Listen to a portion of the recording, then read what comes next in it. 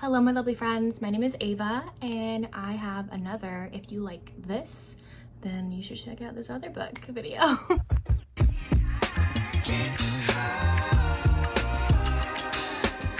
I think I have one or two of these already on my channel and I'll link those down below if you want even more recommendations. But yeah, I just picked two books. Oh, sorry, the AC just kicked on. Well, it's like 90 degrees, 95 degrees outside Texas, so the AC is gonna be on, you're gonna hear that. Anyway, basically two books that give me similar vibes.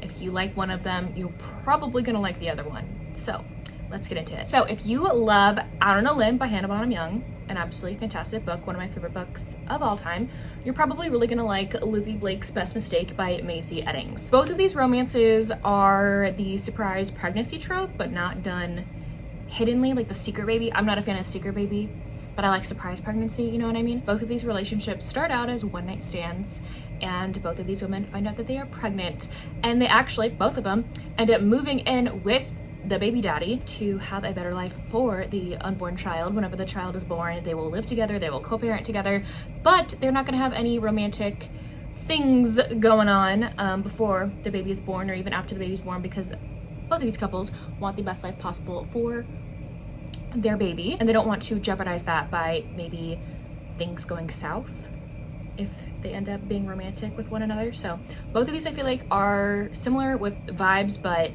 they're different in their own unique way, obviously. Both of these touch on disability. This one more so ADHD representation. Lizzie has ADHD and I really loved the in-depth discussion about that.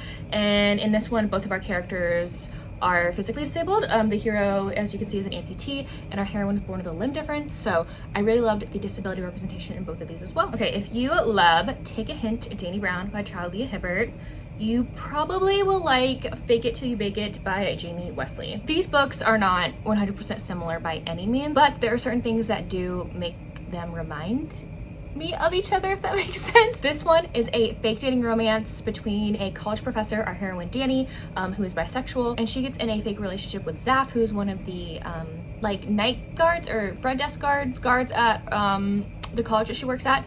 And he used to be an ex-rugby player. He really focuses on mental health with young men in sports, so really fun one. But this one is also a fake dating romance. This one does take place in a bakery. The hero is a football player, and during off season he actually runs a bakery with a few of his teammates, and he does have to get in a fake relationship with our heroine, who is one of his new employees, and she used to be on this reality dating show, but then she ended up saying no to basically like The Bachelor.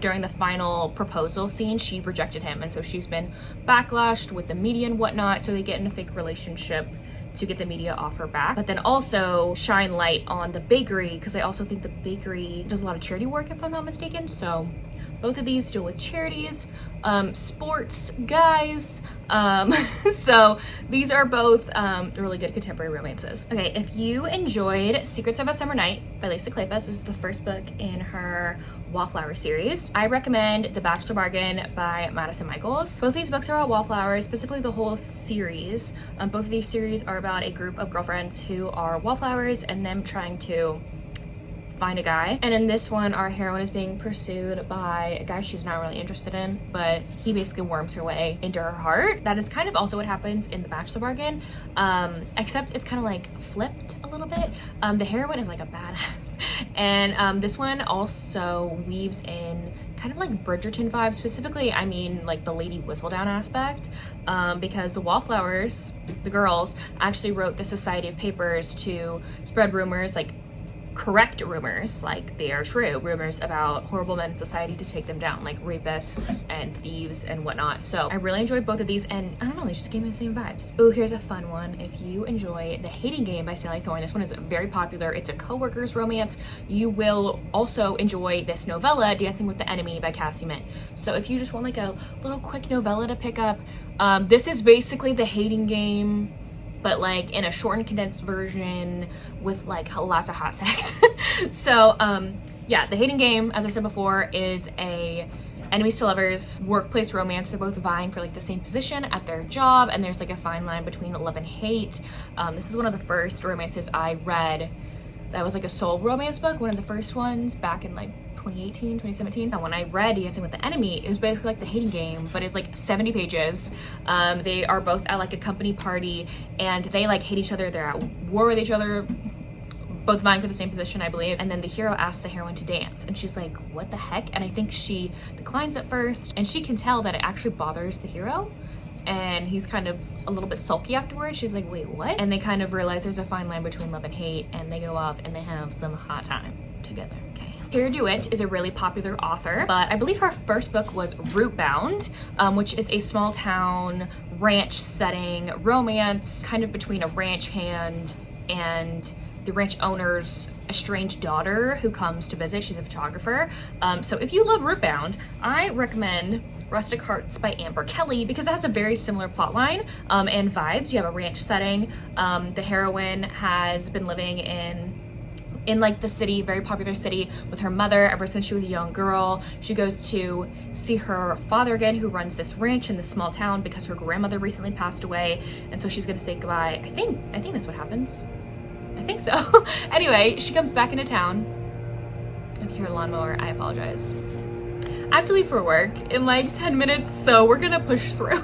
But anyway, the hero is a ranch hand, works on the ranch, but he's also I believe the son to her dad's girlfriend. And so there's just some animosity between the two of them. They don't get along. There's a lot of bickering and fighting and like just like this resentment built up between the two of them, and it kind of just blows up into sexual tension. So that's kind of like what happens in both of them. So if you really like Rootbound, I do recommend Rustic Hearts. Here's a fun one. Okay, if you enjoyed Red, White, and Royal Blue, I recommend Pole Position. Now this is coming from someone who did not enjoy Red, White, and Royal Blue. And Pole Position, like, I think it was like an okay book, but I know that people love Red, White, and Royal Blue. I didn't really care.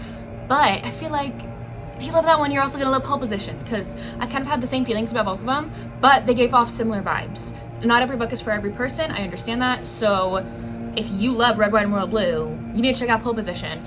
Except both of these characters in Pole Position are F1 racers, I think that's what it's called, Formula 1 racers, and they are teammates. There's like a little bit of an age gap, forbiddenness, like it's basically like Red, White, and Royal Blue, but like no royalty or politics and stuff, and you're on an F1 track. Like it's the hate to love, the like pretending to be friends in the media type of stuff, and then they end up actually getting together.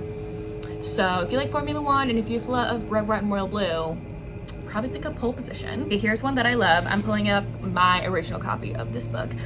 This is A Quarter Mist and Fury by Sarah J. Maas. So this is the OG cover, hardback. This came out when I was in high school. Was counting down the days to get this book. And yeah, it is beat up, but I'm never getting rid of this. I'm never selling it. This is like my prized possession, apart with the other books of the series as well. But anyway, if you love A Quarter Mist and Fury, so this is the second book in the Court of Thorns and Roses series, grab it. You have to pick up The Prince of Prohibition by Marilyn Mark, specifically like this whole series. There are 2 books out currently. I'm not going to tell you what Aftermath is about, just in case you don't know, and I don't want you to get spoiled because it is number 2 in a series. But The Prince of Prohibition gives same vibes, except it takes place in our world in the 1920s, where fae and magical creatures live in our world, but humans don't really know. And our heroine gets like roped into that. There's like a very Rhysand coded hero in here, covered in tattoos and magical. Like you need to pick these up. That's all I'm gonna say about these because I don't want to spoil anything. Okay, I have a monster romance one for you. If you enjoyed The Dragon's Bride by Katie Robert, I recommend Wed to the Basilisk by Layla Faye. Both of these are arranged marriage romances for whatever reason, and both these heroines are scared of their husbands. Both the dragon creatures are dragon creatures. They have scales and dragon-like qualities. He's like a basilisk, so think like the basilisk from Harry Potter 2, Chamber of Secrets. So he's kind of like that.